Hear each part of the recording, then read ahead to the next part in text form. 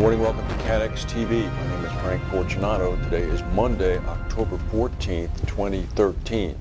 If you're listening to this on the radio and wish to watch it, please go to www.catex.com.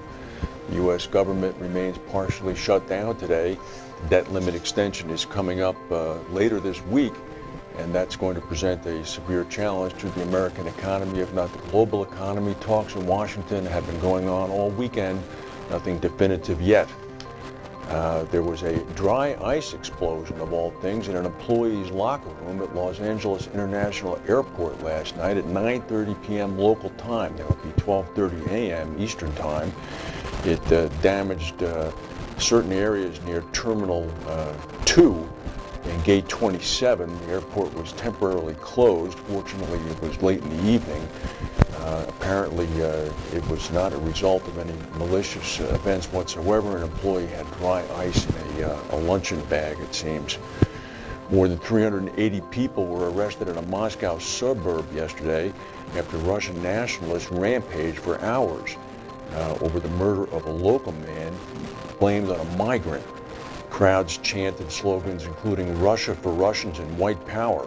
This all occurred in an industrial district of southern Moscow called Bermuda. The police ordered a citywide security alert and began arresting rioters. One woman said, "I can't believe this is happening in our city. I am afraid to let my children out on the street." Vision Re, the Lloyd's-focused investment vehicle for wealthy retail investors created by Argenta Capital, has postponed its launch date until next year. This is because it failed to find sufficiently attractive opportunities to deploy its capital. Translation: there is a glut of capacity on the market, and it's difficult to find attractive opportunities to provide reinsurance. Cyclone Phailin caused extensive damage when it hit the East Indian Strait of Orissa as a Category 4 storm on Saturday.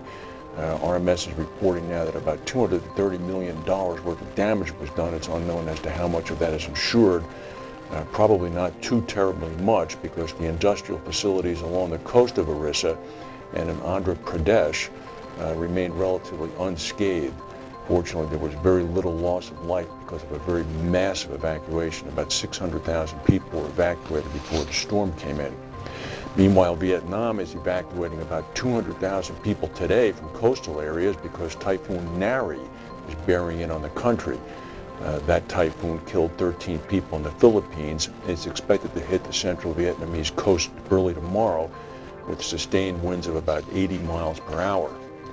In India over the weekend, pilgrims visiting a temple at a Hindu festival stampeded on fears that a bridge would collapse, causing the deaths of at least 110 people. This occurred in a remote village in Madhya Pradesh's Datia district. The same village and the same bridge, in fact, was struck by a stampede in 2006 that killed 50 people. At that time, the bridge was a wooden one. The bridge that was involved in the weekend's event was a concrete one that had been built to replace it. On Saturday evening, there was a very strong earthquake in Crete. It was a 6.3. It struck west of the island. It caused minor damage. The quake was, quote, very strong and lasted long, said the deputy mayor of Chania on Crete. He said there was no serious damage. A bus was trapped, but no one was hurt. At the scene of the 2000 Summer Olympics in Sydney, Australia, yesterday firefighters battled a fire at the Olympic Park that destroyed over 80 cars.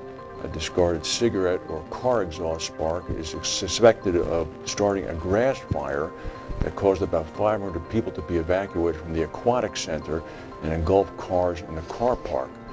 The fire chief said, "I was there when the fire was burning. I was there during the investigation last night. It was a surreal scene. I've never seen anything like this. There was a running car fire. There were 2 rows of them going. The fire jumped 1 row of cars completely, melted all of them, and then jumped to another car row." Internet giant Google has revealed that its Dutch arm funneled about $12 billion to the Google subsidiary in Bermuda to avoid paying tax on those profits. The latest figures show that Google Netherlands raked in about $1.6 billion from its Irish sister company and then $315 million more from Google Singapore. Much of the money was then channeled to Google Ireland Holdings, which is a Bermuda-registered firm. The scheme reduced Bermuda's effective corporate tax rate to 5%, most of which is paid in Ireland, which has relatively low rates. The figures were revealed in the latest filing by one of Google's Dutch subsidiaries. The tax arrangements are all legal.